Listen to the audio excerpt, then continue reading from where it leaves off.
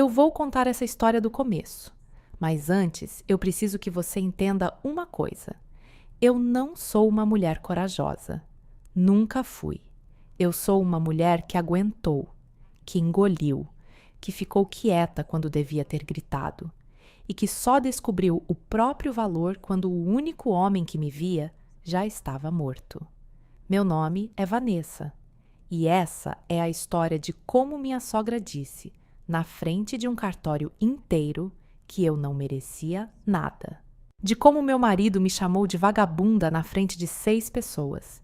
E de como o testamento de um homem morto fez mais por mim do que 10 anos de casamento com um homem vivo. Se você está assistindo isso agora, me diz uma coisa nos comentários.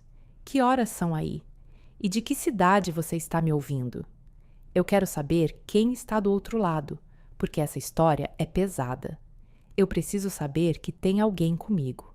E se você ainda não é inscrita neste canal, se inscreve agora. Aperta o botão, ativa o sininho, deixa seu like, porque essa história vai longe e eu prometo que o final vai te deixar de boca aberta. Meu nome completo é Vanessa Cristina de Souza Monteiro. Tenho 33 anos. Nasci em Marília, interior de São Paulo. Cresci num bairro chamado Palmital. Rua estreita, casa simples, cachorro solto na calçada.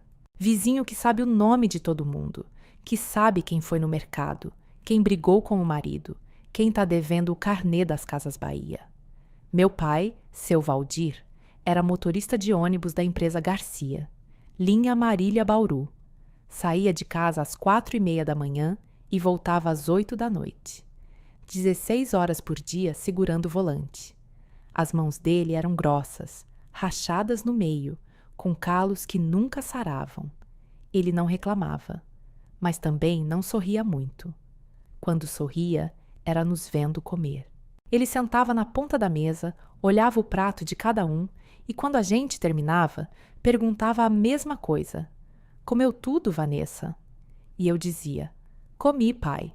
E ele respondia, boa menina. Era o elogio dele, boa menina. 2 palavras. Era tudo que ele sabia dar de carinho, mas era verdadeiro. E eu passei a vida inteira tentando merecer aquelas 2 palavras. Minha mãe, Dona Lourdes, era auxiliar de limpeza no Hospital Espírito Santo. Acordava às 5, voltava às 3 da tarde e ainda fazia almoço, janta, passava roupa, ajudava com lição de casa e sobrava energia para rezar o terço antes de dormir. Mulher de ferro. Mão pesada quando precisava, mas coração mole. Ela dizia uma frase que ficou gravada em mim. Sobremesa é domingo. Dia de semana é fruta. E a fruta era banana. Sempre banana. Porque banana custava R$ 1,50 o quilo no sacolão do seu Zé, na rua São Luís. E a gente não tinha dinheiro para mais do que banana. Eu sou a filha do meio. Tenho uma irmã mais velha, a Cíntia, 36 anos, que mora em Presidente Prudente. E um irmão mais novo, o Rafael, 29, mecânico em Marília. Ninguém da minha família tinha faculdade. Ninguém.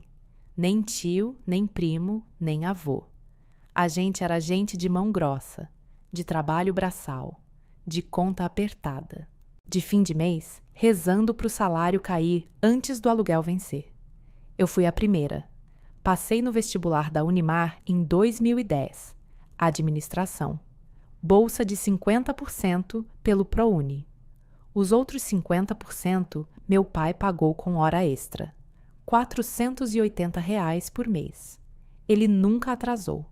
Nem quando o ônibus quebrou e ele ficou 1 semana sem receber. Nem quando minha mãe precisou de uma cirurgia no joelho e o dinheiro ficou curto. Ele dava um jeito. Sempre. Porque para ele, aquela faculdade era a coisa mais importante que já tinha acontecido na família Souza. Formei em 2014. Dezembro. Colação de grau no ginásio da Unimar. Eu de beca. Minha mãe de vestido novo, comprado na loja da Rua Paraná. Meu pai de camisa social que ele só usava em casamento e enterro. E quando eu peguei o diploma, meu pai chorou. A única vez que eu vi aquele homem chorar na vida.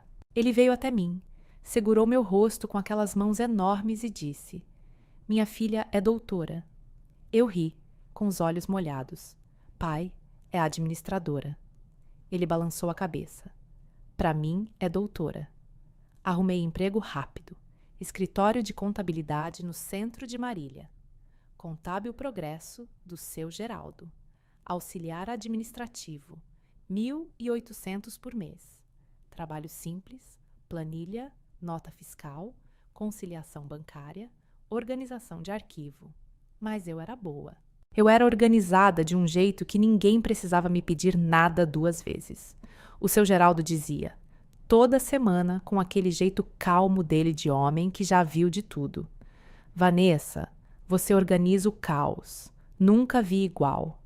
Em 2 anos virei assistente. 2.600. Eu era feliz. Simples assim. Eu era feliz. Pagava minhas contas. Ajudava minha mãe com R$ 400 por mês.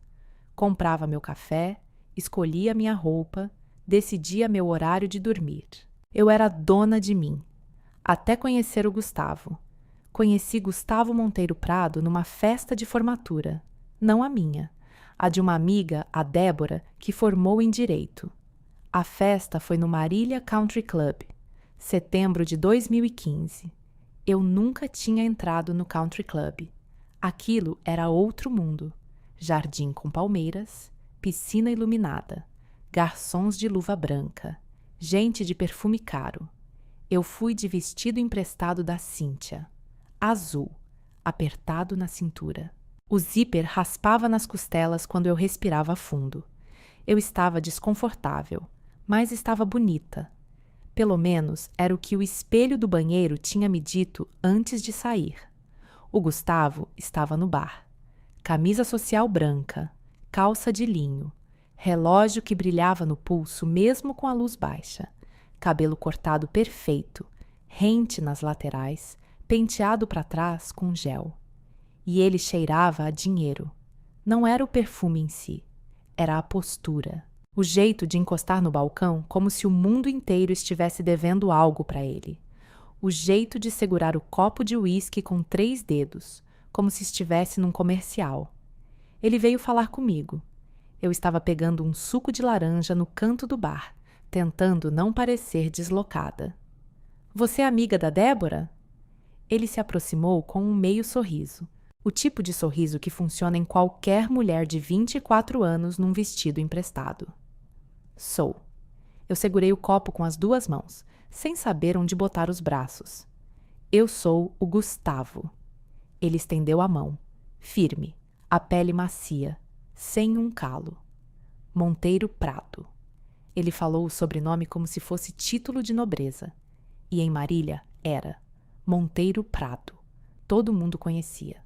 A placa nas obras espalhadas pela cidade, nos tapumes, nos galpões: Monteiro Prado Engenharia, construindo Marília desde 1990. A família era dona da maior construtora da região. Empregava quase 90 pessoas. O pai dele, seu Antônio Carlos, era uma lenda. O pedreiro que virou engenheiro, que começou carregando saco de cimento e terminou com uma empresa de 6 milhões de faturamento. Eu sabia quem era a tia família. Não sabia que ia casar com ela. O namoro começou rápido. Gustavo era generoso. Restaurante caro toda semana. Presente toda sexta. Flores no meu escritório na segunda. Ele abria a porta do carro, puxava minha cadeira no restaurante, me olhava nos olhos e dizia: "Você é a mulher mais bonita dessa cidade." E eu acreditava. Porque quando a gente vem de onde eu vim, quando a gente cresceu contando moeda para comprar pão, qualquer elogio dito com perfume caro e relógio importado parece ouro puro. A primeira vez que eu fui na casa dele, eu entendi o que era riqueza de verdade. Jardim Cavalari, o bairro nobre de Marília. Rua dos Ipês, 440. Não era uma casa, era uma mansão disfarçada de casa. Térrea, mas enorme. 4 quartos, 3 banheiros, sala de estar, sala de jantar, sala de TV com home theater, cozinha com ilha de mármore branco, churrasqueira com forno de pizza nos fundos, piscina aquecida com borda infinita, garagem para 4 carros, jardim com palmeiras imperiais, empregada, jardineiro e cozinheira. Tudo impecável, tudo brilhando, tudo dizendo sem dizer. Aqui mora gente que nunca precisou de sacolão. Dona Mércia me recebeu na porta. Minha sogra, 62 anos, nascida em Tupã, família de fazendeiros de café. Nunca trabalhou um dia na vida. Vivia do dinheiro do marido desde os 19 anos.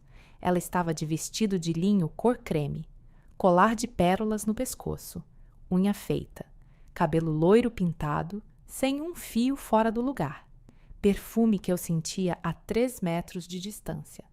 Então é você? Ela me olhou da cabeça aos pés. O olhar desceu devagar, calculado. Dos meus sapatos, sandália rasteira. Os Aflex, R$ 69,90. Ao meu vestido, comprado na Marisa, R$ 79,90. Até a minha bolsa, que eu tinha comprado na feira do Jardim Paulista por R$ 35.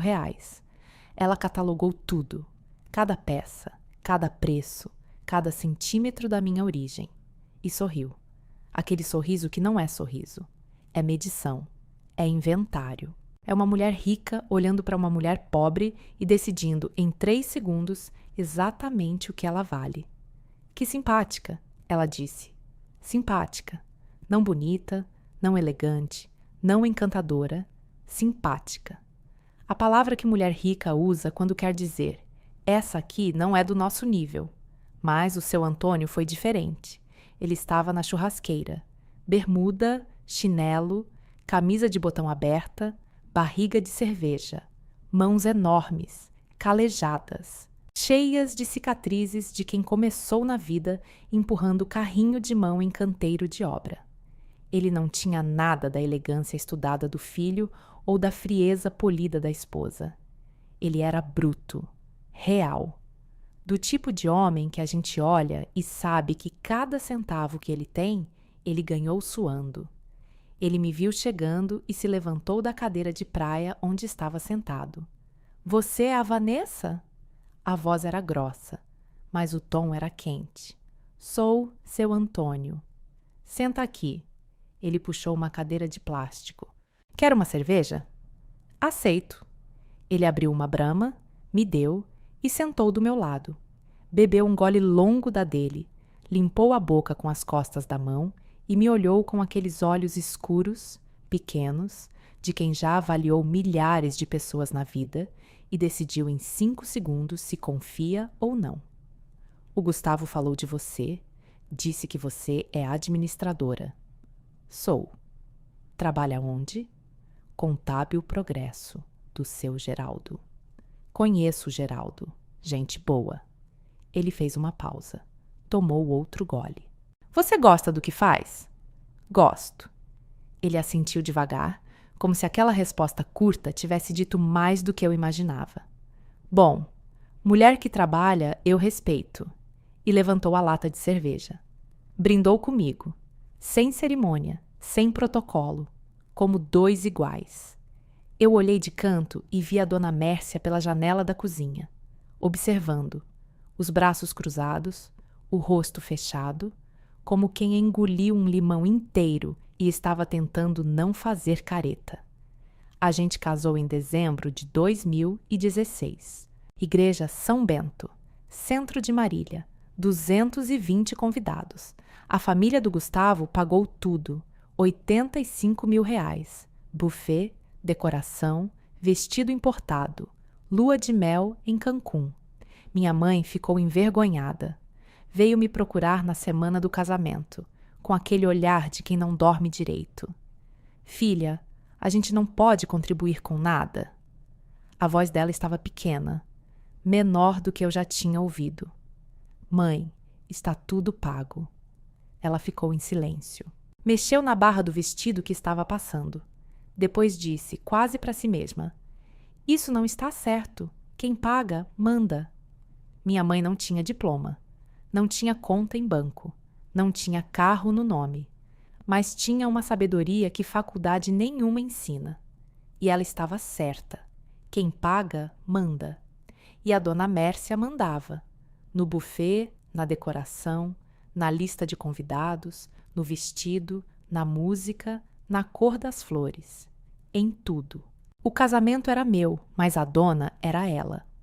Na lua de mel, em Cancún, deitada na cama do hotel com o ventilador gelado batendo na pele, o Gustavo virou para o meu lado. A gente tinha acabado de jantar num restaurante na beira da praia. Eu estava feliz, cansada de sol, de mar, de tanta novidade. E então ele disse a frase que mudou minha vida. Amor, eu estava pensando. Ele mexia no celular com uma mão, sem olhar para mim. Você não precisa mais trabalhar. Eu me sentei na cama. Como assim? Eu ganho 18 mil na empresa. Para que você trabalhar por 2.600? Ele finalmente largou o celular e me olhou, como se a resposta fosse óbvia.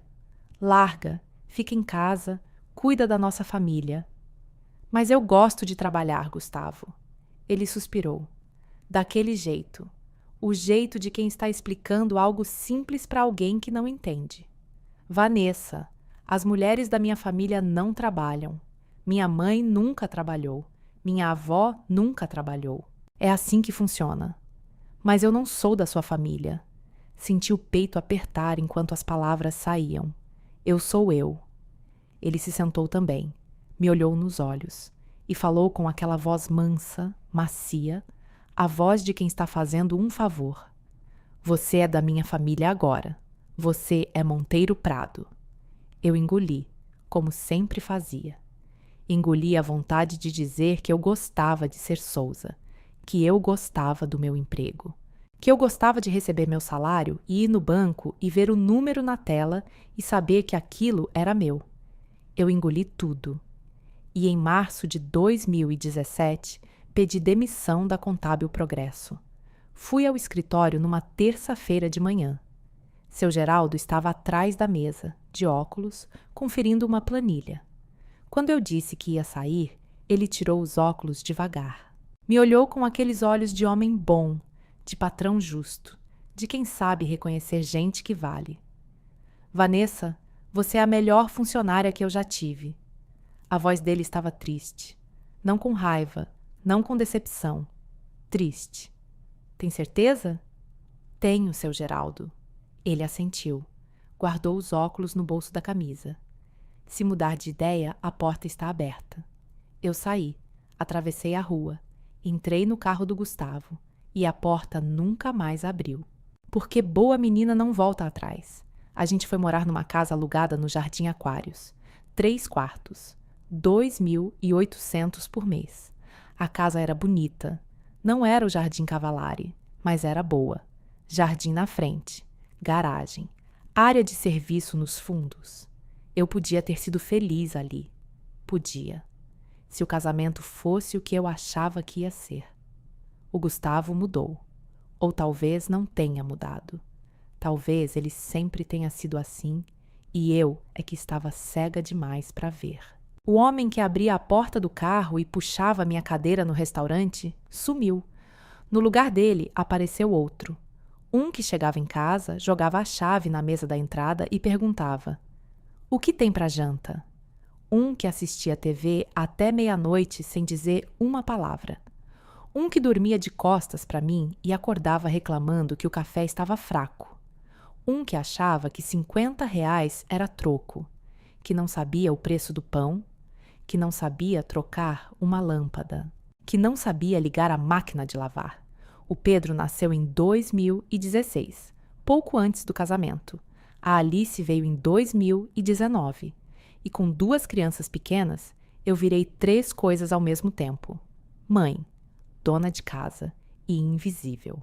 Acordava às 6, dava mamadeira, trocava fralda, fazia café, fazia almoço, levava na escola, buscava na escola, dava banho, contava história, colocava para dormir.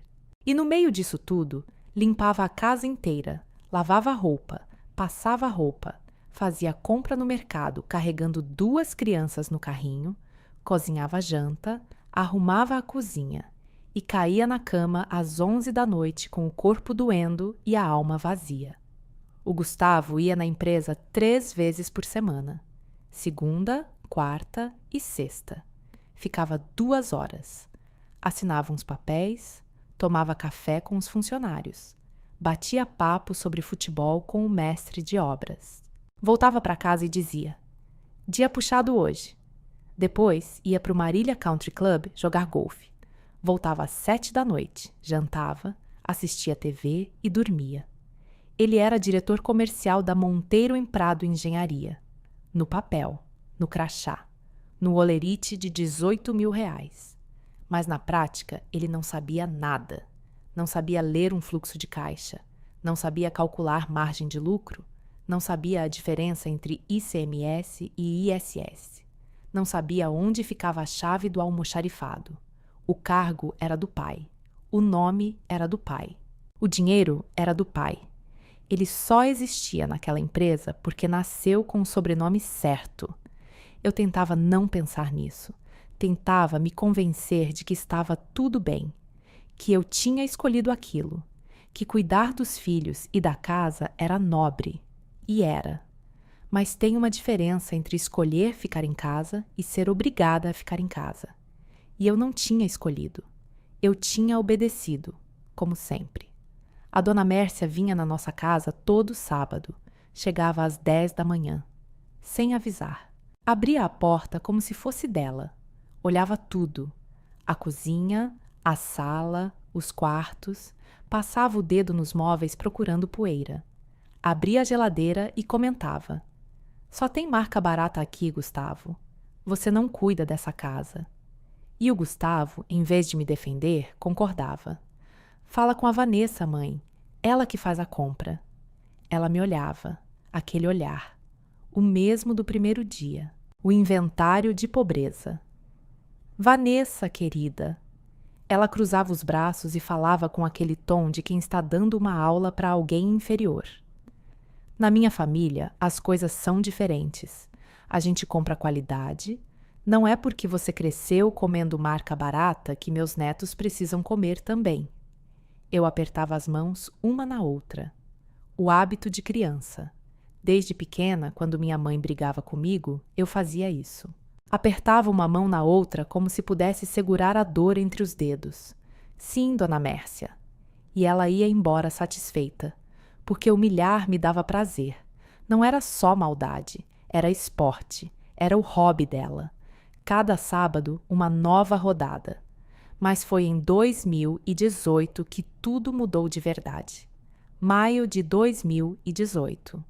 O seu Antônio teve o primeiro problema sério de saúde. Princípio de AVC.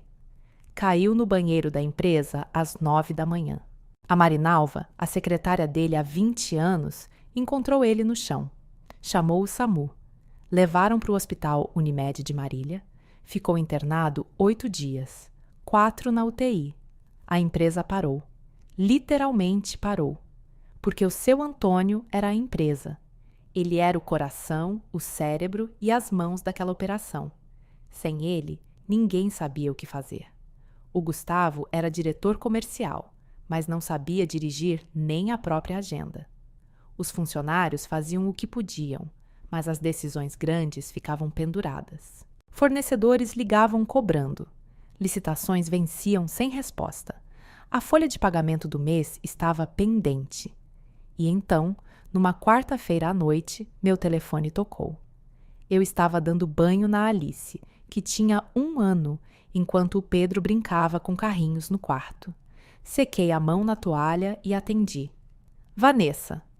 A voz do seu Antônio estava fraca, rouca, mas firme. Mesmo internado, mesmo com soro no braço e monitor apitando do lado, aquele homem tinha a voz de quem não pede, manda. Seu Antônio, o senhor devia estar descansando. Eu descanso quando morrer. Escuta, eu preciso de um favor. Encostei a Alice no meu quadril. Ela puxou meu cabelo e eu tirei a mão dela com cuidado enquanto ouvia. A empresa está parada. O Gustavo não sabe fazer nada. Eu sei disso. Ele sabe disso. Mas ninguém fala. Silêncio. Eu podia ouvir o monitor cardíaco apitando ao fundo. Bip, bip, bip. O som de um homem que quase morreu pedindo ajuda para a mulher que ninguém via. Você é a administradora. A voz dele ficou mais baixa, como se estivesse gastando as últimas forças do dia naquela ligação. Você entende de número. Eu preciso que você olhe a empresa enquanto eu estou aqui. Seu Antônio, eu não sou funcionária da... Eu sei. Ele me cortou. Gentil, mais firme. Mas eu confio em você mais do que no meu filho. Pausa. Ouvi ele respirar fundo. E isso dói para dizer. O silêncio que veio depois era pesado. Tinha peso, tinha forma. Era o silêncio de um pai admitindo que o filho que ele criou não era o homem que ele esperava. Por favor, filha. Filha. Ele me chamou de filha. Aquela palavra, dita com aquela voz rouca de hospital, com o monitor apitando, me acertou no peito como um soco. A dona Mércia nunca me chamou pelo nome. O Gustavo nunca me chamou de nada além de amor quando queria alguma coisa. E ali estava aquele homem de 60 e poucos anos, deitado numa cama de hospital, me chamando de filha. Está bom, seu Antônio. Ele mandou a Marinalva me entregar um notebook no dia seguinte. Dell Inspiron. Cinza, pesado, arranhadinho na tampa. Dentro dele estavam todas as senhas, planilhas, contratos, folha de pagamento, conta bancária da empresa. Tudo. A vida inteira da Monteiro Prado Engenharia cabia naquele notebook. A Marinalva vai te ajudar no começo, ele disse por telefone quando eu confirmei que tinha recebido. Depois você voa sozinha. E eu voei. Em 8 dias, sentada na mesa da minha cozinha, com o Pedro de 2 anos brincando de carrinho no chão e a Alice de 6 meses na barriga, eu organizei a folha de pagamento atrasada. Paguei 3 fornecedores que estavam cobrando com ameaça de protesto. Renegociei um contrato com a pedreira e economizei R$14.000 por mês. Mandei os orçamentos de 2 licitações que estavam paradas havia semanas. Ganhamos uma delas. Obra de um galpão industrial no distrito de Padre Nóbrega, R$380.000. Tudo do notebook Dell, da mesa da cozinha, com cheiro de feijão no fogo e desenho da Peppa Pig tocando na TV da sala. Sem registro, sem salário, sem contrato, sem ninguém saber. O seu Antônio voltou do hospital depois de 8 dias. Magro, abatido, andando devagar, apoiado numa bengala que ele odiava e largava em qualquer canto assim que achava que ninguém estava olhando. Ele veio na minha casa. Numa quinta-feira de manhã, quando a dona Mércia estava no salão da Sueli pintando o cabelo, como todo quinta. Sentou na cadeira da cozinha. Aceitou o café que eu fiz. Abriu o notebook. Olhou as planilhas. Olhou os números. Olhou o contrato da pedreira. Olhou a licitação do galpão. E ficou em silêncio por quase 1 minuto inteiro. Depois, tirou os óculos. Limpou as lentes com a barra da camiseta. Piscou. E me olhou com aqueles olhos cansados de homem que trabalhou a vida inteira e que pela primeira vez estava encontrando alguém à altura. Vanessa, você fez em 8 dias o que o Gustavo não faz em 8 meses. Foi só organizar, seu Antônio. Não. Ele balançou a cabeça devagar, colocou os óculos de volta e segurou a xícara de café com as 2 mãos, como se precisasse de algo sólido para se apoiar. Foi salvar a empresa. Ficamos em silêncio. O relógio da cozinha fazia tic-tac. O Pedro brincava no tapete da sala. Pela janela, o sol da manhã entrava e batia na mesa, iluminando as planilhas na tela do notebook, como se fossem documentos sagrados. Eu vou te pedir uma coisa. Ele colocou a xícara na mesa. E eu sei que é injusto. Fala. Continua. Continua cuidando da parte de dentro. Eu cuido da obra. Você cuida do escritório, de casa, sem aparecer. Senti o estômago apertar. Por que sem aparecer? Ele esfregou o rosto com as mãos. Aquelas mãos enormes, calejadas, que tinham construído uma empresa do zero. Quando tirou as mãos, seus olhos estavam molhados. Porque se a Mércia souber, ela faz um escândalo. E se o Gustavo souber que a mulher dele é mais competente que ele... Ele não terminou a frase. Não precisava. E eu ganho o quê? Silêncio. Ele me olhou. Direto, sem desviar. Com a honestidade brutal de um homem que sabia que estava pedindo demais. Minha gratidão, filha. E eu sei que isso não paga conta. A voz tremeu levemente. Mas um dia eu vou acertar. Eu aceitei, porque eu era a boa menina. E boa menina ajuda. Mesmo quando ninguém pede obrigado. Mesmo quando o trabalho é invisível. Mesmo quando o mundo inteiro acha que ela é só uma dona de casa que passa o dia vendo novela. De 2018 a 2024. 6 anos. 2.190 dias. Eu cuidei da Monteiro Prado Engenharia do notebook Dell na mesa da minha cozinha. Todo dia. Das 9 da manhã ao meio-dia, quando as crianças estavam na escola. E das 9 da noite à meia-noite, quando todo mundo dormia. 3 horas de manhã, 3 horas de noite, 6 horas por dia de trabalho invisível. Folha de pagamento de 87 funcionários. Impostos, orçamentos de obra, licitações, contas a pagar, contas a receber, fornecedores. Contratos com pedreiras, madeireiras, transportadoras, balanço patrimonial, DRE, fluxo de caixa. Tudo eu. Ninguém sabia. A dona Mércia não sabia. O Gustavo não sabia. Os funcionários não sabiam. A Marinalva sabia, mas nunca disse nada. Mulher leal. Leal ao seu Antônio. E, por extensão, leal a mim. E o seu Antônio era o único que dizia obrigado. Todo mês ele passava na minha casa. Quinta-feira. Sempre quinta. Quando a dona Mércia ia no salão da Sueli pintar o cabelo. Ele chegava às 10 da manhã. Estacionava o carro na rua, 2 casas acima, para nenhum vizinho fofoqueiro ligar para a dona Mércia dizendo que viu o carro do seu Antônio na minha porta. Trazia doce para as crianças, paçoquinha para o Pedro, bala de morango para Alice e paçoca para mim, de rolha, da padaria São José. Ele sabia que eu gostava. Sentava na cozinha. Eu fazia café. Ele abria o notebook. Olhava os números. Passava os olhos pelas planilhas com aquela atenção de engenheiro que lê planta de obra, cada número conferido, cada centavo rastreado. Vanessa, o faturamento subiu 12% esse trimestre. Ele apontava para a tela com o dedo grosso, a unha curta e sorria daquele jeito discreto dele, de canto de boca. A licitação de Pompeia a gente ganhou. Eu vi. Seu orçamento estava impecável. Obrigada, seu Antônio. Não. Ele me olhava por cima dos óculos. Obrigado, eu. Ele ia embora. E eu voltava para a panela. Porque às 12 horas o Pedro chegava da escola. E mãe, que é funcionária fantasma da empresa do sogro, ainda tem que fazer arroz, feijão e frango para o almoço. O Gustavo nunca soube.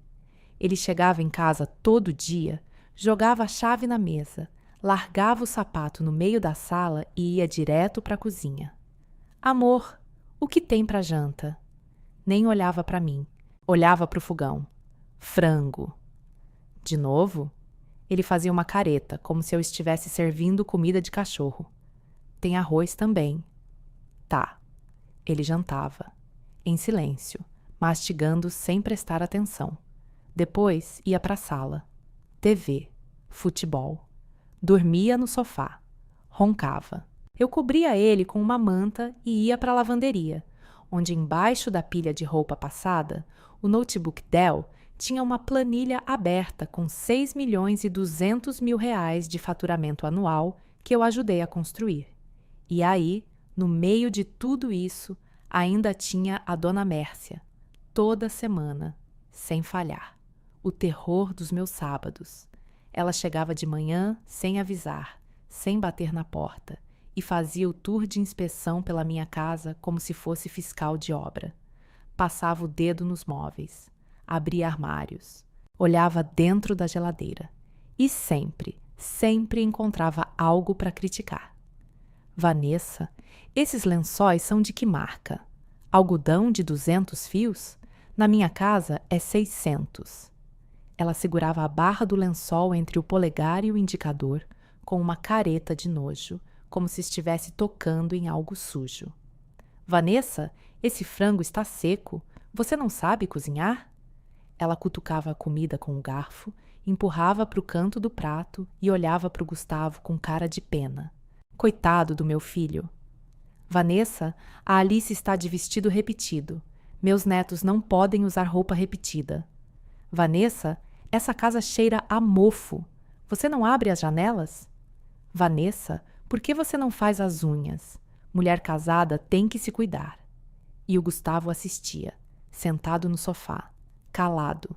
Às vezes concordava com a cabeça. Às vezes dava risada. Nunca, nem uma vez em 10 anos disse: Mãe, para, a Vanessa é minha esposa. Nunca, e eu aguentava, calada, mãos apertadas uma na outra, engolindo. Porque eu era a menina do palmital, a agregada, a nora que veio de bairro pobre e casou acima do seu nível, e ninguém me deixava esquecer disso. 14 de março de 2024. Quinta-feira, 6h17 da manhã. O seu Antônio morreu. Infarto fulminante. No quarto da casa do Jardim Cavalari, deitado na cama, do lado da dona Mércia. Ela acordou às 6h30 e ele estava frio. O corpo já tinha aquela rigidez. Já não era mais ele.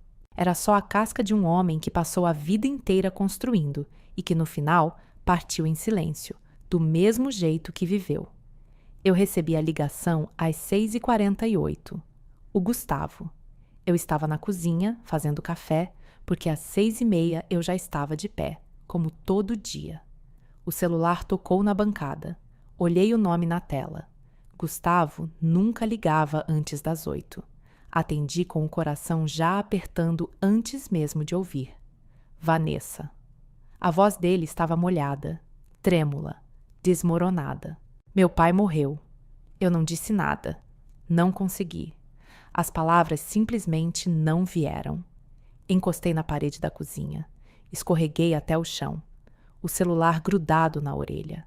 O café ainda pingando na cafeteira, aquele barulhinho constante, pingando no silêncio como se o mundo não tivesse acabado de mudar. E chorei. Chorei mais do que chorei por qualquer pessoa na minha vida. Mais do que quando minha avó morreu. Mais do que quando meu pai ficou internado com pneumonia e a gente achou que ia perder ele. Chorei com o corpo inteiro. Chorei sentada no chão frio da cozinha, com a cabeça encostada no armário de MDF, abraçando os próprios joelhos, as lágrimas escorrendo e caindo na camiseta velha que eu usava para dormir. Porque o seu Antônio era mais pai para mim do que sogro. Era o único naquela família que me via, que sabia meu nome, que dizia meu nome, que não me chamava de essa menina, que sentava na minha cozinha toda quinta e dizia obrigado, que trazia paçoca porque sabia que eu gostava, que olhava meus filhos com olhos de avô de verdade, não de inspetor, que confiou em mim a empresa inteira quando o próprio filho não servia para nada, e agora ele estava morto, e eu estava sozinha. Sozinha naquela família que nunca me quis, sem o único escudo que eu tinha, sem o único par de olhos que me enxergava. O velório foi na capela do cemitério Parque das Acácias. Marília inteira foi. Prefeito, vereadores, empresários, funcionários da Monteiro Prado, 87, quase todos com os olhos vermelhos, porque o seu Antônio era patrão, mas era gente. Pagava em dia, conhecia o nome de cada um, perguntava da família. A capela ficou lotada. Cheiro de flores brancas. Aquele cheiro enjoativo que gruda na roupa e na memória. A dona Mércia estava de preto. Vestido de crepe, colar de pérolas. Mesmo no velório, as pérolas. Ela chorou, elegante, controlada, lenço de seda no canto dos olhos, a maquiagem intacta. Nem no velório do marido ela permitia uma imperfeição. O Gustavo chorou no começo, os primeiros 20 minutos. Depois parou. E eu vi. No meio do velório, com o caixão aberto a 3 metros de distância, o corpo do pai ali, frio, de terno azul marinho, as mãos cruzadas sobre o peito, eu vi o Gustavo se afastar da fila de condolências e ir até o canto da capela, onde o tio Laurindo, irmão do seu Antônio, estava sentado num banco de madeira. Eu estava perto o suficiente para ouvir. O Gustavo se inclinou, a mão no ombro do tio, e a voz saiu num sussurro que ele achava discreto, mas que eu captei inteiro. Tio, você sabe como está o testamento? No velório, com o caixão aberto, com o pai morto a 3 metros. Ele estava perguntando do testamento. Eu senti nojo, um nojo físico, real, que subiu do estômago e me apertou a garganta. Precisei sair da capela. Fui até o corredor. Encostei na parede. Respirei fundo. 1 vez, 2, 3, tentando não vomitar. Não de enjoo, de decepção, de raiva, de vergonha de estar casada com um homem que não sabia chorar o pai sem calcular quanto ia herdar. Engoli, como sempre, porque boa menina engole. Os dias que vieram depois foram os piores, não pelo luto. O luto eu carregava sozinha, em silêncio, como carregava tudo. Os piores foram os dias em que eu vi, com clareza brutal, quem o Gustavo e a dona Mércia realmente eram quando achavam que não tinham mais nada a esconder. 14 dias. 14 dias entre a morte do seu Antônio e a leitura do testamento. E nesses 14 dias, a dona Mércia e o Gustavo já tinham dividido tudo. Sentados na sala de jantar da casa do Jardim Cavalari, na mesa de 8 lugares onde o seu Antônio costumava tomar café às 5h30 da manhã, mãe e filho montaram o mapa da herança como quem monta um quebra-cabeça. Eu sei porque eu estava lá. Tinha ido levar as crianças para visitar a avó, porque eu fazia isso, porque eu era educada, porque eu era a boa menina que leva os netos para consolar a viúva. E enquanto o Pedro e a Alice brincavam no jardim, eu ouvi tudo da cozinha. A dona Mércia falava com aquela voz de comando de quem estava distribuindo suas próprias posses. A casa do Jardim Cavalari fica para mim. Sempre foi minha. A voz dela era seca, administrativa, como se estivesse lendo um contrato. Claro, mãe! O Gustavo concordava com tudo, com a cabeça, com a voz, com o corpo inteiro curvado na direção dela como um subordinado. A empresa fica para o Gustavo, ele é o herdeiro natural. O nome é Monteiro Prado. Ela bateu a mão espalmada na mesa como quem bate um martelo.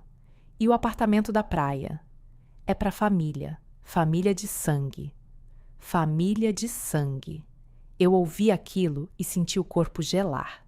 Família de sangue significava: não você, Vanessa. Você é o acréscimo, o apêndice. O corpo estranho que entrou na família por acaso e que, se possível, seria expulso. Depois veio a frase que selou tudo. E a Vanessa? O Gustavo perguntou. Quase como uma formalidade, como quem pergunta se sobrou café. Vanessa não tem nada a ver com isso. A dona Mércia respondeu sem hesitar. Ela é esposa do Gustavo. O que o Gustavo herdar, ela usufrui, se ele quiser. Se ele quiser. 3 palavras que resumiam 10 anos do meu casamento. Minha existência naquela família dependia da vontade de um homem que não sabia o preço do pão. 3 dias antes da leitura, o Gustavo veio falar comigo. Eu estava na cozinha, sempre na cozinha, meu escritório secreto, minha prisão confortável. Ele encostou na porta, braços cruzados, o relógio Tag Heuer brilhando no pulso, a postura de quem já se sentia dono de 8,5 milhões de reais. Vanessa, Você não precisa ir na leitura do testamento. A voz era casual, como se estivesse sugerindo que eu não fosse ao mercado. Isso é assunto de família. Eu larguei a esponja na pia. Sequei as mãos no pano de prato. Lentamente, sentindo cada fibra do tecido contra minha pele. Precisava daquele tempo. Precisava daqueles 2 segundos para decidir se ia engolir mais uma vez ou se ia, pela primeira vez em 10 anos, me recusar. Eu sou sua esposa, Gustavo. É, ele deu de ombros, como se aquilo fosse um detalhe técnico. Mas herança é sangue. Você não é Monteiro Prado de sangue. Eu apertei as mãos uma na outra, o hábito de criança. Os dedos se entrelaçaram com tanta força que as juntas ficaram brancas. Eu vou. Pra quê? Ele me olhou com genuína confusão, como se a minha presença num evento sobre o futuro da minha própria família fosse um conceito que ele não conseguia processar. Porque eu quero. Ele bufou, virou de costas e disse, já saindo da cozinha, por cima do ombro: Está bom, mas fica calada. Fica calada. Eu tinha um plano de ação formando dentro de mim. Não era um plano articulado, pensado, desenhado em papel. Era mais primitivo que isso. Era a decisão silenciosa de uma mulher que engoliu durante 10 anos e que, sentada naquele chão de cozinha, chorando pela morte do único homem que havia, decidiu que não ia engolir mais. Eu não sabia o que ia acontecer no cartório. Não sabia o que o testamento dizia. Não sabia se ia ter alguma surpresa ou se tudo ia ser exatamente como a dona Mércia e o Gustavo já tinham decidido. Mas eu sabia uma coisa: eu ia estar lá, de pé, presente, com o meu nome. Na véspera da leitura, eu não dormi. Fiquei sentada na beira da cama, no escuro, ouvindo a respiração do Gustavo, o ronco baixo, constante. O ronco de um homem que dormia em paz porque achava que o mundo devia tudo a ele. Eu abri o notebook Dell, a tela iluminada no escuro do quarto. Olhei as planilhas. Os números: 6 anos de trabalho, 6 anos de faturamento que eu ajudei a construir, 6 anos de folha de pagamento que eu fechava todo mês, 6 anos de fornecedores que eu negociava, de licitações que eu montava, de contratos que eu revisava. E tudo aquilo era invisível. Se o testamento desse tudo para o Gustavo e para a dona Mércia, como eles esperavam, eu sairia daquele cartório do mesmo jeito que entrei, sem nada, sem registro, sem salário, sem prova, sem reconhecimento. A boa menina do palmital voltaria para o palmital. Fechei o notebook, deitei, fechei os olhos e pensei no seu Antônio, na voz rouca dele, no café sem açúcar das 5:30, nas mãos calejadas, na paçoca de rolha, no obrigado, filha, e na frase que ele disse 6 anos antes, na cozinha do hospital, com a voz fraca de quem quase morreu. Mas um dia eu vou acertar. Um dia eu vou acertar. Eu adormeci com essa frase, sem saber que, em menos de 24 horas, eu ia entender o que ele quis dizer. 28 de março de 2024, quinta-feira, 14h, cartório do primeiro ofício de notas de Marília, Rua 9 de Julho, 456, Centro. Eu acordei às 6 da manhã. Levantei sem barulho. O Gustavo ainda dormia. Tomei banho. Vesti uma calça jeans, blusa branca, cabelo preso em rabo de cavalo, sem maquiagem, sem perfume, sem bolsa de marca. Eu parecia exatamente o que eu era, uma mulher simples do interior de São Paulo indo resolver uma burocracia. Levei as crianças na escola. O Pedro, de 8 anos, no 3º ano do Colégio Objetivo. A Alice, de 5, no Jardim Sound, na mesma escola. Dei beijo nos dois. O Pedro disse: Mãe, a senhora está triste? Porque criança sente. Criança lê o que adulto tenta esconder. Não, filho. A mãe está bem. Ele me olhou como se não acreditasse, mas não insistiu. Entrou na escola. A Alice acenou da porta. Eu acenei de volta e senti o peito apertar de um jeito que eu não conseguia explicar, como se estivesse me despedindo de alguma coisa, não dos filhos, de uma versão de mim mesma, da Vanessa que aguentava calada, que engolia, que aceitava. Algo dentro de mim, naquela manhã, sabia que alguma coisa ia mudar. Cheguei no cartório às 13h40, 20 minutos antes. Queria chegar primeiro. Sentei numa cadeira de plástico na recepção, as mãos no colo, uma apertando a outra. O hábito de criança. A sala do tabelião ficava no fundo do corredor. Porta de vidro com moldura de madeira. Plaquinha dourada. Dr. Osvaldo Pereira Nunes, tabelião. Uma sala retangular. Mesa grande de mogno escuro. 8 cadeiras de estofado bege. Ar-condicionado gelado. Cheiro de papel velho e desinfetante.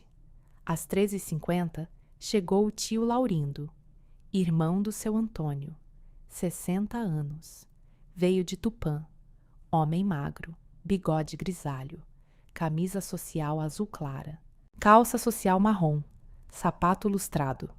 Ele me viu na recepção e veio até mim. Vanessa? Ele segurou minha mão com as duas dele. Como você está? Estou bem, seu Laurindo. Ele me olhou, longo, como se quisesse dizer algo, mas só assentiu e sentou ao meu lado. Às 13h55, chegaram a Dona Mércia e o Gustavo, juntos, no HRV branco dela. Ela de preto, vestido de crepe que ia até o joelho, pérolas no pescoço, bolsa arezo preta. Perfume que eu senti a 2 metros de distância, floral, pesado, invasivo. O Gustavo vinha atrás, camisa social azul, calça social, relógio Tag Heuer, cara de quem já se sentia dono de 8,5 milhões de reais, a postura ereta, o queixo levantado, o peito estufado. Ela me viu sentada e fez questão de passar por mim sem cumprimentar. Olhou para frente. Entrou na sala do tabelião como se fosse a dona do cartório. O Gustavo me olhou de cima, rápido, e seguiu a mãe. Às 13h58, chegou o Dr. Lauro Sampaio Correia, o advogado da família. 58 anos, terno cinza, pasta de couro marrom, OAB pendurada no bolso do paletó. Ele era advogado dos Monteiro Prado há 22 anos. Amigo pessoal da Dona Mércia. Iam juntos na missa de domingo na igreja São Bento. Ele entrou na sala sorrindo. Cumprimentou a Dona Mércia com um beijo no rosto. Apertou a mão do Gustavo. Me olhou com educação fria. Dona Vanessa. E sentou. E então, às 14 horas em ponto, entrou na sala um homem que ninguém esperava. Alto, calvo, óculos de armação grossa, terno escuro, quase preto, pasta de couro preta, lacrada. 60 e poucos anos, rosto sério, passo firme. Ele não sorriu para ninguém, não cumprimentou ninguém. Entrou, sentou na cadeira ao lado do tabelião e colocou a pasta sobre a mesa. A Dona Mércia olhou para o doutor. Lauro com a testa franzida. Quem é esse? Ela sussurrou, mas num volume que todo mundo na sala ouviu. O doutor Lauro negou com a cabeça, igualmente confuso. O tabelião, doutor Osvaldo, se levantou. Homem baixo, careca, óculos redondos, voz de quem lê certidão há 30 anos. Estamos reunidos para a leitura do testamento do Sr. Antônio Carlos Monteiro Prado, falecido em 14 de março de 2024. A Dona Mércia cruzou as pernas. Bolsa no colo. Mão sobre a bolsa. Os dedos com as unhas perfeitas, pintadas de vermelho escuro, quase vinho. Ela estava sorrindo. Aquele sorriso que não era sorriso. Era certeza. Era superioridade.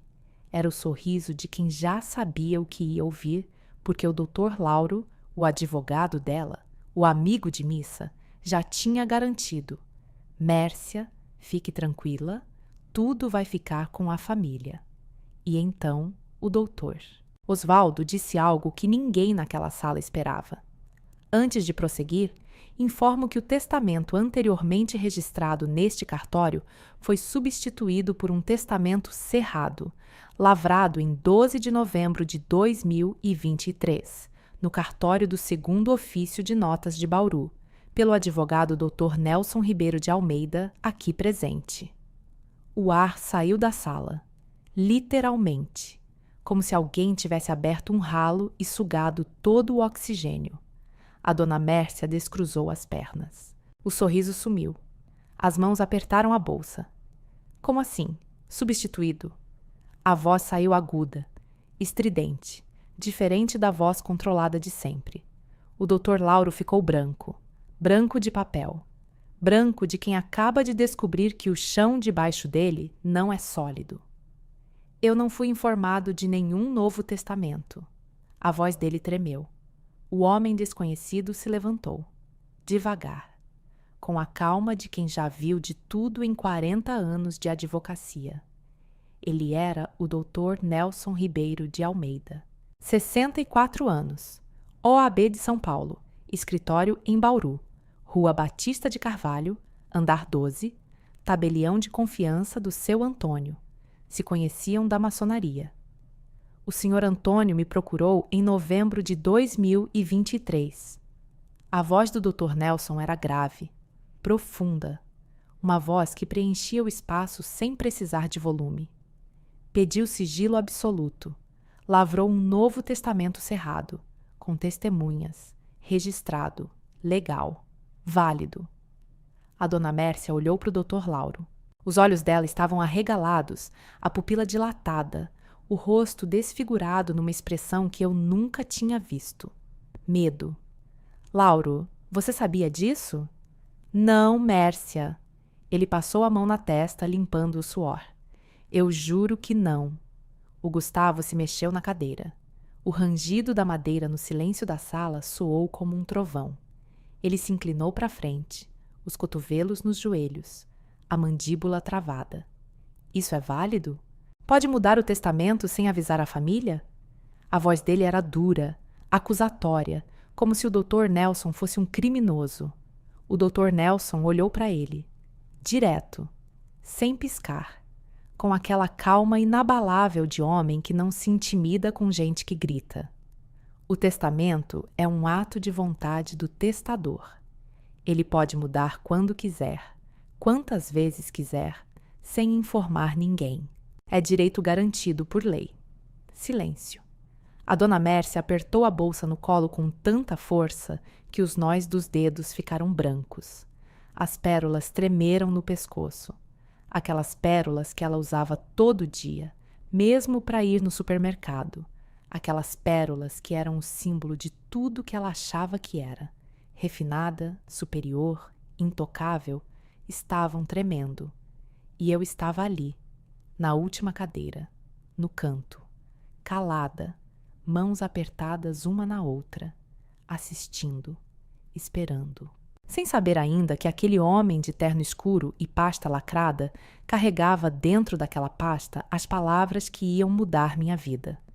O Dr. Nelson olhou para o tabelião. Dr. Osvaldo assentiu. E o Dr. Nelson abriu a pasta. Lacre vermelho, envelope pardo, papel timbrado do cartório do 2º Ofício de Notas de Bauru. Ele puxou os óculos do bolso do paletó, ajustou na ponte do nariz e começou a ler com aquela voz grave que parecia preencher cada molécula de ar da sala. Eu, Antônio Carlos Monteiro Prado, brasileiro, casado, engenheiro civil, residente na Rua dos Ipês, 440, Jardim Cavalari, Marília, São Paulo, em pleno gozo das minhas faculdades mentais, disponho os meus bens da seguinte forma. Ninguém respirava. Eu podia ouvir o zumbido do ar-condicionado, o tique do relógio na parede, o ranger quase imperceptível da cadeira do Dr. Lauro, que estava se mexendo como quem senta em brasa. Cláusula primeira. A minha esposa, Mércia Helena Monteiro Prado. Deixo a casa da Rua dos Ipês, 440, Jardim Cavalari, e o veículo Honda HR-V, placa GHK2B45, além da meação que lhe cabe por lei. A dona Mércia assentiu. Uma vez, com a cabeça erguida, a postura recuperada, o fôlego voltando. Justo, ela disse baixinho, como se estivesse dando nota para o marido morto. Cláusula segunda. Ao meu filho, Gustavo Monteiro Prado, deixo 60% das cotas da empresa Monteiro em Prado Engenharia Litalda, o veículo Toyota Hilux SW4 e os investimentos financeiros depositados no Banco Itaú, agência 0347, no valor aproximado de R$ 870 mil. O Gustavo sorriu. Largo, aberto, o sorriso de um menino que acabou de ganhar o brinquedo mais caro da loja. 60% da empresa, 870 mil em investimentos, a Hilux. Ele olhou para mim, de lado, rápido, mas eu vi o olhar que dizia sem uma palavra: viu? Eu sou o herdeiro, você é ninguém. A dona Mércia sorriu também, triunfante, vitoriosa, o sorriso de uma rainha que acabou de ter seu trono confirmado. Ela se virou na cadeira, olhou para mim, direto nos meus olhos, e disse, alto, para todo mundo ouvir, com a voz firme, clara, sem hesitar uma sílaba sequer: você não merece nada do que meu filho tem. Nunca mereceu. Você veio do palmital e vai voltar para o palmital. As palavras me atingiram como tapa. Um tapa sem mão. Um tapa de voz, de olhar, de desprezo acumulado em 10 anos. Eu fiquei calada, mãos apertadas uma na outra, o hábito de criança, os olhos no chão, a respiração presa, engolindo. Mais uma vez. Mas o doutor Nelson não tinha terminado. Ele virou a página, com calma, com a calma de quem sabe exatamente o peso do que vem a seguir. Cláusula terceira. A dona Mércia estava guardando um lenço na bolsa, ajeitando o cabelo, achando que tinha acabado. O Gustavo estava sorrindo para o doutor. Lauro, que tentava sorrir de volta, mas não conseguia, porque alguma coisa nele, algum instinto de advogado que já viu testamentos darem errado, estava dizendo que não tinha acabado. Eu estava olhando para o chão. A minha nora, Vanessa Cristina de Souza Monteiro. Eu levantei os olhos. A dona Mércia parou de mexer na bolsa. A mão congelou no ar, o lenço preso entre os dedos. O Gustavo parou de sorrir. O sorriso morreu no rosto dele como luz que apaga. O Dr. Lauro tirou os óculos. Deixo o apartamento situado na Praia Grande, São Paulo, bairro Canto do Forte, matrícula 47.832, do Cartório de Registro de Imóveis de Praia Grande. Silêncio. Um silêncio de catedral, de velório, de mundo desabando. O apartamento situado no edifício Helbor Tower, centro de Marília, matrícula 12.571, do Cartório de Registro de Imóveis de Marília. A dona Mércia se levantou da cadeira, de um salto, como se tivesse levado um choque elétrico. A bolsa caiu no chão, o lenço voou. As pérolas tremiam no pescoço como se estivessem vivas, sentindo o terremoto. O quê? A voz dela rachou a sala ao meio. E 40% das cotas da empresa Monteiro em Prado Engenharia Litada. O Gustavo ficou de pé. A cadeira tombou para trás com um estrondo. O rosto dele estava vermelho, vermelho de raiva, as veias do pescoço saltando, os punhos cerrados nas laterais do corpo. Isso não é possível! O Dr. Nelson não parou, não levantou os olhos, não alterou o tom. Continuou lendo com aquela voz grave, firme, inabalável, como se estivesse sozinho na sala lendo um livro antes de dormir. Pelos serviços prestados à empresa e à família ao longo de 6 anos, pelo caráter, pela dedicação e pela competência que meu filho não tem e que minha esposa nunca reconheceu. A sala explodiu em silêncio. um silêncio que era mais barulhento que qualquer grito. O Dr. Nelson continuou. Vanessa foi a pessoa que manteve a Monteiro Amprado de pé quando eu não pude, sem salário, sem registro, sem agradecimento. Este testamento é o agradecimento que eu devia e nunca dei em vida. O silêncio que veio depois foi o silêncio de um mundo caindo, não de um pedaço. O mundo inteiro. O mundo da Dona Mércia, que achava que dinheiro e sobrenome garantiam tudo. O mundo do Gustavo, que achava que ser herdeiro era mérito. E o meu mundo, que achava que ninguém me via. A Dona Mércia estava de pé, branca, o rosto drenado de cor, as pérolas tremendo no pescoço, a boca aberta, os olhos arregalados, vidrados, como se estivesse vendo uma aparição. Ela olhou para o doutor. Lauro, com o desespero de quem está se afogando e procura uma corda. Lauro, faz alguma coisa. A voz dela era um grito contido, um sussurro que queria ser berro, mas que a educação de mulher rica ainda segurava por um fio. O Dr. Lauro estava suando, a testa brilhando, o terno cinza com manchas escuras debaixo dos braços. Ele abriu a boca, fechou, abriu de novo. Mércia, o testamento é válido, cerrado, registrado, com testemunhas. Eu não posso. Você é meu advogado. A contenção se rompeu. A voz saiu como um jato de água que arrebenta um cano. Anula isso! Mércia, eu não posso anular a vontade do... Ele estava louco! Ela apontou para a pasta aberta na mesa, para o papel timbrado, como se apontar pudesse destruir as palavras escritas. Meu marido estava senil. Essa menina manipulou ele. Essa menina. De novo. 10 anos depois, e eu ainda era essa menina. O Gustavo virou para o Dr. Nelson. O rosto vermelho. As veias do pescoço grossas como cordas. Os lábios tremendo. A mandíbula tão travada que eu podia ouvir os dentes dele rangendo. O senhor inventou isso. A voz dele era baixa, perigosamente baixa. A voz de um homem prestes a perder o controle. Meu pai nunca faria isso. Nunca.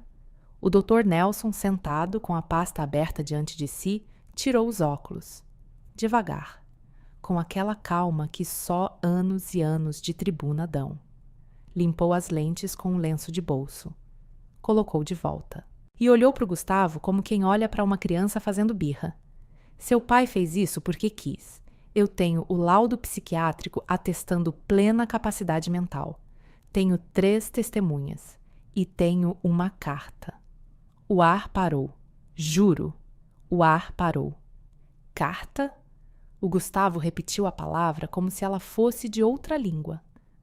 Uma carta que seu pai pediu para eu ler. Agora. O Dr. Nelson abriu outro envelope. Menor. Branco. Lacrado com fita adesiva. Na frente, escrito à mão, com caneta azul, a letra do seu Antônio, que eu conhecia de cor. A letra torta, inclinada para a direita, de homem que aprendeu a escrever tarde e nunca se importou com caligrafia, para ser lida na presença de todos. O Dr. Nelson ajustou os óculos, respirou fundo e leu. Mércia, eu te amei. Por 40 anos eu te amei. Mas você nunca viu ninguém além de você mesma. Você tratou a Vanessa como empregada desde o primeiro dia. Chamou ela de essa menina. Humilhou ela na frente dos meus netos. Disse que ela não era da família, mas ela fez mais pela nossa família do que você fez em 40 anos de casamento. A Dona Mércia sentou. Não sentou. Desabou. As pernas cederam como se os fios que a mantinham de pé tivessem sido cortados todos de uma vez. Ela caiu na cadeira pesadamente, o corpo mole, o rosto desmoronando como uma fachada velha que finalmente cede à gravidade. O colar de pérolas balançou e bateu no peito dela com um clique surdo. O Dr. Nelson continuou. Gustavo, meu filho, eu te amo, mas eu te criei errado. Dei tudo, exigi nada. Você não sabe o que é trabalho. Não sabe o preço do pão, não sabe ler um balanço. A empresa que tem meu nome sobreviveu por causa da sua esposa, não por sua causa. E você nunca agradeceu, nunca viu, nunca quis ver. A Vanessa cuidou da sua empresa, dos seus filhos, da sua casa, de mim quando eu estava doente, e você nem sabe o nome da professora do seu filho. O Gustavo estava tremendo, o corpo inteiro, de raiva, de vergonha, de humilhação. As mãos dele abriam e fechavam, como se procurassem algo para apertar, para destruir, para jogar contra a parede. Vanessa.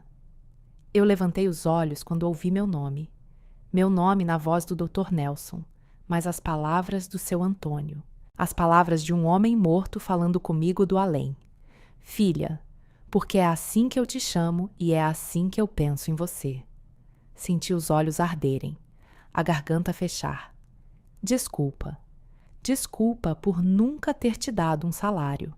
Desculpa por ter pedido para você se esconder. Desculpa por ter deixado meu filho e minha esposa te tratarem como trataram.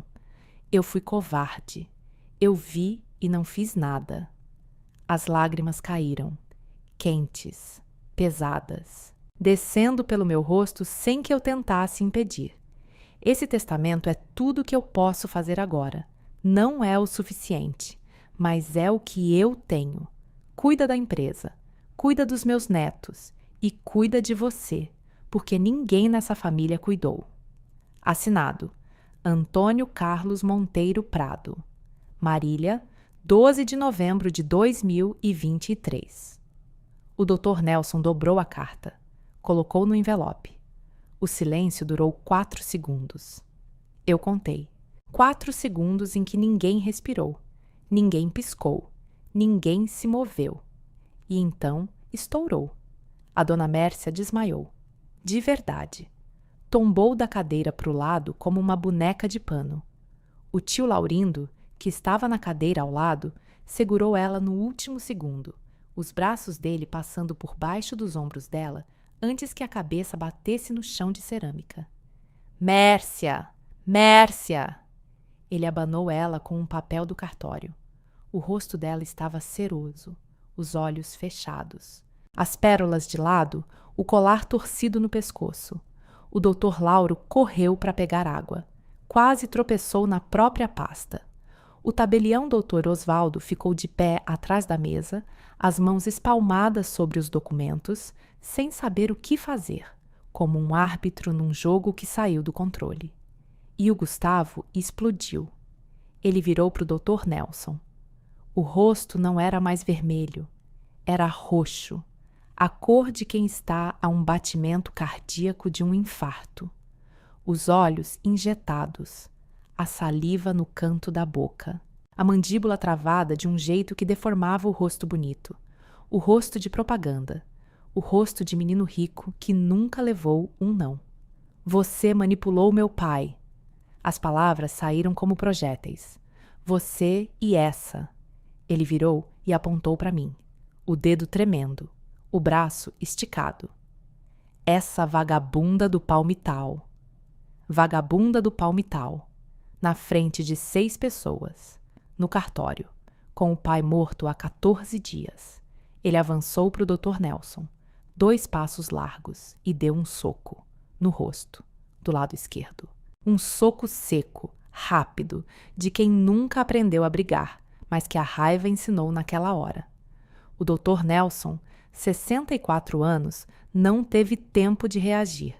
A cabeça dele virou para o lado. Os óculos voaram. A cadeira tombou. Ele bateu as costas na parede com um baque surdo e escorregou até ficar meio sentado no chão, a mão no rosto, o sangue escorrendo do lábio partido. O tio Laurindo largou a dona Mércia e agarrou o Gustavo por trás. Os braços do velho se travaram ao redor do peito do sobrinho como uma trava de aço. Gustavo, para! O Gustavo tentou se soltar. Empurrou, puxou, o corpo se debatendo. Ele destruiu a minha família. A voz dele era um urro. Ele e essa. Gustavo, chega. O tabelião Dr. Osvaldo apertou o botão debaixo da mesa. Alarme silencioso. 30 segundos depois, o segurança do prédio entrou. Homem grande, uniforme cinza. Ele segurou o Gustavo pelo braço com firmeza profissional. Senhor, se acalme ou eu chamo a polícia. O Gustavo parou, o corpo ainda tremendo, a respiração ofegante, o suor escorrendo na testa. Ele olhou em volta como um animal encurralado. A mãe desmaiada no chão. O advogado da família com um copo d'água na mão e cara de quem queria sumir. O tio segurando o braço dele. O segurança do outro lado. E eu, na última cadeira, imóvel, olhando para ele. O Dr. Nelson se levantou, devagar. Apoiou a mão na parede. Limpou o sangue do lábio com um lenço. Olhou os óculos quebrados no chão. Pegou. Examinou. Uma lente rachada. A armação torta. Guardou no bolso do paletó. E olhou para o Gustavo com a calma devastadora de quem acaba de ganhar uma causa sem precisar dizer uma palavra. Senhor Gustavo, a voz saiu firme, sem raiva, sem medo, com a precisão de um bisturi. O senhor acaba de agredir um advogado no exercício de sua função, dentro de um cartório, na presença de testemunhas. Isso é lesão corporal qualificada. Eu vou registrar a ocorrência. E o senhor acabou de provar exatamente o que seu pai escreveu naquela carta. Aquelas palavras caíram sobre o Gustavo como concreto. Eu vi o momento. Vi nos olhos dele. O momento em que a raiva deu lugar à percepção, à consciência.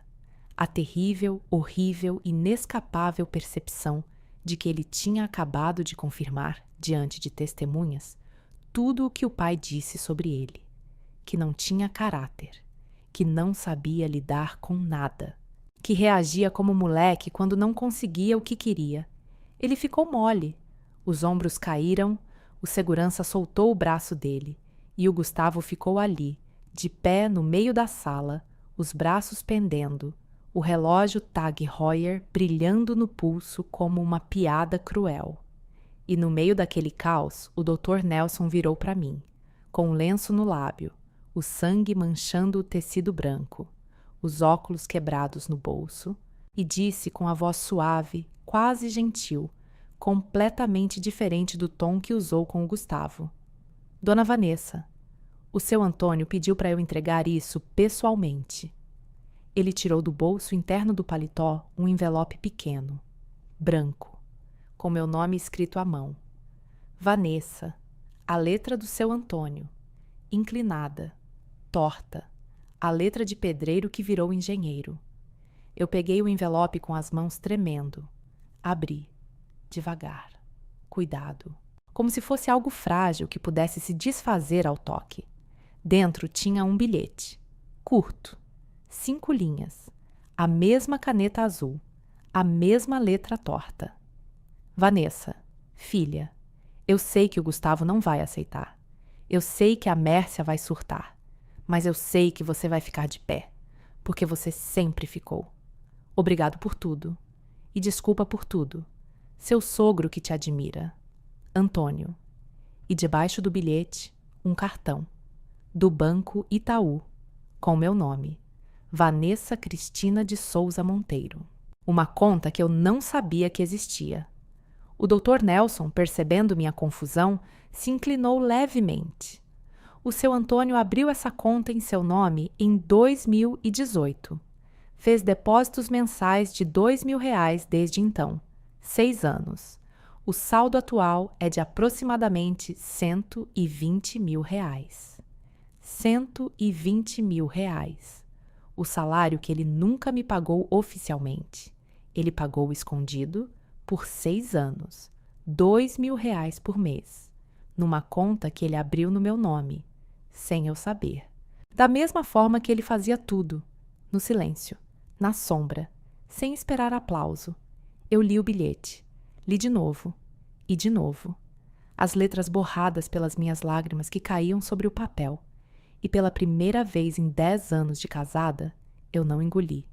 Eu chorei, ali, na cadeira do cartório, com a dona Mércia desmaiada sendo abanada pelo tio Laurindo, com o Gustavo paralisado no meio da sala, com o Dr. Nelson sangrando, com o Dr. Lauro segurando um copo d'água com a mão tremendo, com o tabelião de pé, sem saber o que fazer, com o segurança guardando a porta. Eu chorei, porque o homem que mais cuidou de mim naquela família estava morto. E o que ele deixou para mim não era só dinheiro, não era só apartamento, não era só empresa. Era a prova de que alguém me viu, alguém soube meu nome, alguém olhou para mim na mesa da cozinha com o notebook na frente e o feijão no fogo e as crianças no chão e disse: essa mulher merece mais, essa mulher vale mais, essa mulher existe. E quando não pôde mais dizer em vida, disse no papel. Saí do cartório às 15h30, 1h30 depois de ter entrado. O sol de Marília batia forte na calçada. O calor de março. Eu parei na porta. Respirei fundo. O ar quente entrou nos pulmões e saiu carregando algo. Alguma coisa que eu carreguei por 10 anos. Medo, vergonha. A sensação constante de ser menos, de não merecer. De ser a menina do palmital num mundo de gente do Jardim Cavalari. Eu respirei e soltei tudo. E quando abri os olhos, eu não era mais a mesma mulher que tinha entrado naquele cartório 1h30 antes. O Gustavo me ligou 87 vezes nos 3 dias seguintes. Eu não atendi nenhuma. Ele mandou mensagem, mandou áudio, mandou e-mail. Apareceu na porta de casa na segunda-feira de manhã, às 7h, antes de eu levar as crianças na escola. Eu abri a porta. Ele estava com a mesma roupa do cartório, camisa amassada, olheiras, barba por fazer, o relógio no pulso, mas o homem dentro dele parecia ter encolhido. Vanessa, a gente precisa conversar. Sobre o quê? Minha voz saiu firme. Me surpreendeu. Firme como eu não sabia que podia ser. Sobre isso, sobre o testamento. Você precisa renunciar. Renunciar? A empresa é da família. É Monteiro Prado. Não é Souza. Eu olhei para ele. Para o homem que me chamou de vagabunda do palmital na frente de 6 pessoas. Para o homem que não sabia o nome da professora do filho. Para o homem que jantava frango toda noite e reclamava, enquanto eu gerenciava 6 milhões de faturamento na mesa da cozinha. Para o homem que dormia enquanto eu trabalhava, que assinava o que eu preparava, que achava que R$ 50 era troco, que nunca trocou uma lâmpada, que nunca foi buscar os filhos na escola, nem uma vez. Gustavo, eu disse o nome dele devagar, pesando cada sílaba. Eu não vou renunciar. Eu vou assumir os 40% que seu pai me deixou. Eu vou sentar na cadeira da diretoria que eu já ocupava de casa. E eu vou fazer isso com meu nome na porta. O rosto dele se contorceu. A boca abriu para falar. Mas eu não deixei. Seu pai quis. O testamento é legal. E o Dr. Nelson tem uma filmagem do cartório mostrando você agredindo ele. Então, eu sugiro que você aceite. Antes que a situação piore. Ele ficou mudo. A primeira vez em 10 anos que o Gustavo Monteiro Prado não teve resposta. Ficou ali, parado na minha porta, com a boca entreaberta e os olhos vazios, como um homem que acabou de perceber que o chão que ele pisava a vida inteira era feito de fumaça. O divórcio eu pedi em maio de 2024. Contratei a doutora Patrícia Alencar. Escritório na Rua São Luís, 120, Centro de Marília. Divórcio litigioso. Culpa do cônjuge. Ofensa verbal em cartório. Humilhação comprovada por testemunhas. Guarda dos filhos. Minha. Pensão. 3.200 por filho.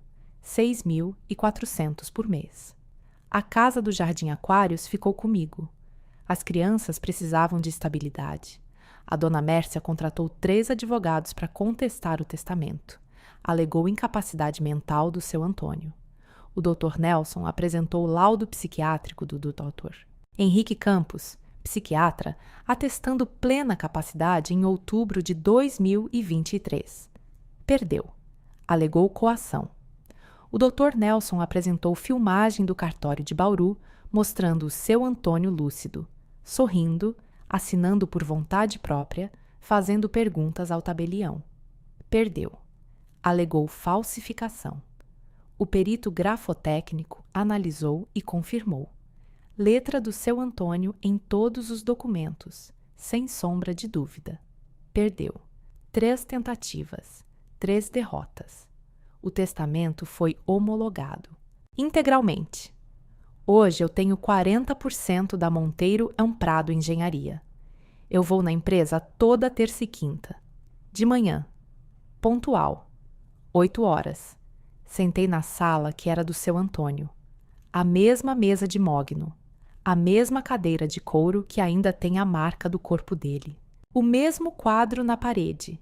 Foto da primeira obra da empresa, 1990, o seu Antônio de capacete amarelo com uma pá na mão, sorrindo de canto de boca, com 20 e poucos funcionários atrás. Eu coloquei um porta-retrato do lado. Pedro e Alice, sorrindo. Os netos dele. O Gustavo tem 60%, mas não manda nada, porque não sabe, nunca soube. Ele vai na empresa segunda e quarta, assina o que eu preparo, como sempre fez. A diferença é que agora ele sabe quem prepara. E não pode mais fingir que não sabe. A dona Mércia não fala comigo. Nunca mais. Ela me vê na empresa e desvia. Muda de corredor. Entra em outra sala. No último Natal, o primeiro sem o seu Antônio, ela fez ceia só com o Gustavo, na casa do Jardim Cavalari. Mesa grande, poucas pessoas. Eu fiz ceia na minha casa. Mesa pequena, muita gente. Meus filhos, minha mãe, Dona Lourdes, meu pai, seu Valdir. A Cíntia, que veio de Presidente Prudente. O Rafael, que trouxe a namorada. Mesa simples. Toalha xadrez. Pratos de cerâmica, não de porcelana. Frango, farofa, arroz, salpicão. E de sobremesa, banana. Como sempre, porque algumas coisas a gente não muda, porque algumas coisas a gente não quer mudar. Meu pai comeu tudo. Raspou o prato, limpou o molho com pão, colocou o prato na pia. Voltou para a mesa. Me olhou. Comeu tudo, pai? Comi. Ele sorriu. Aquele sorriso raro, de canto, de homem que não sabe demonstrar, mas que sente tudo. Está bom, filha. Estou, pai. Boa menina. A Marinalva, secretária do seu Antônio por 20 anos, me procurou no escritório uma tarde. Bateu na porta. Entrou devagar. Sentou na cadeira na frente da minha mesa, as mãos no colo, os olhos vermelhos. Dona Vanessa, eu preciso te contar uma coisa. Fala, Marinalva. O seu Antônio, nos últimos meses antes de morrer, ele vinha cedo na empresa, antes de todo mundo, 5:30 da manhã. Sentava na cadeira dele. Ela apontou para a cadeira onde eu estava sentada. E ficava olhando uma foto. Que foto? Dos netos, Pedro e Alice. A foto que a senhora mandou para ele no WhatsApp. Ele imprimiu numa folha A4 e deixava na gaveta. Ela parou. Respirou fundo. Os olhos transbordaram. E ele dizia, baixinho, achando que ninguém ouvia: essa menina merece mais. Essa menina merece mais. Eu fiquei em silêncio, olhando pela janela da sala. O estacionamento da Monteiro Amprado. Os caminhões estacionados, os funcionários andando de capacete, o muro com a placa grande, azul e branco. Monteiro Amprado Engenharia, construindo Marília desde 1990. E pensei no seu Antônio, no café preto sem açúcar das 5:30, nas mãos calejadas, na paçoca de rolha que ele trazia toda quinta, no obrigado que ele dizia baixinho, quase envergonhado, como se agradecer fosse fraqueza, no bilhete de 5 linhas com letra torta, na conta de 120 mil reais que ele alimentou escondido por 6 anos, no testamento que ele fez em Bauru, a 100 quilômetros de Marília, para ninguém saber. na carta que ele escreveu com a honestidade brutal de um homem que sabia que ia morrer e que não queria ir embora devendo. Meu nome é Vanessa Cristina de Souza Monteiro. Eu vim do Palmital, Rua Estreita, Casa Simples. Banana de sobremesa. Eu fui chamada de essa menina por 10 anos. Eu cuidei de uma empresa sem salário, sem registro, sem reconhecimento. Eu cuidei de uma família que não me queria. Eu fiquei calada quando devia ter gritado, mas o homem que me via ficou calado também. E quando morreu, gritou por mim, do além, com um testamento, uma carta, um bilhete, uma conta bancária e 5 palavras que eu nunca vou esquecer. O caráter que meu filho não tem.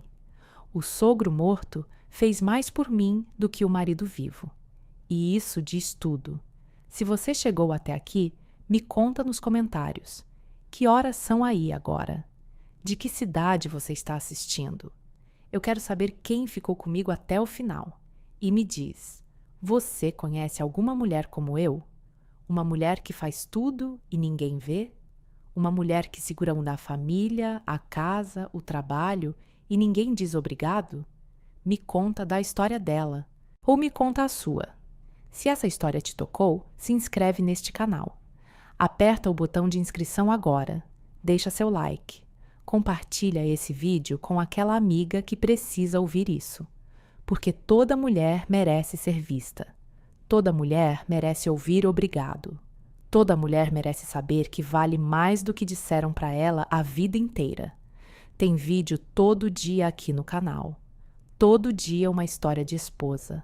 Todo dia uma mulher que decidiu que não ia engolir mais. Cuida de você. Porque se ninguém cuidar, você cuida. O seu Antônio me ensinou isso, do além.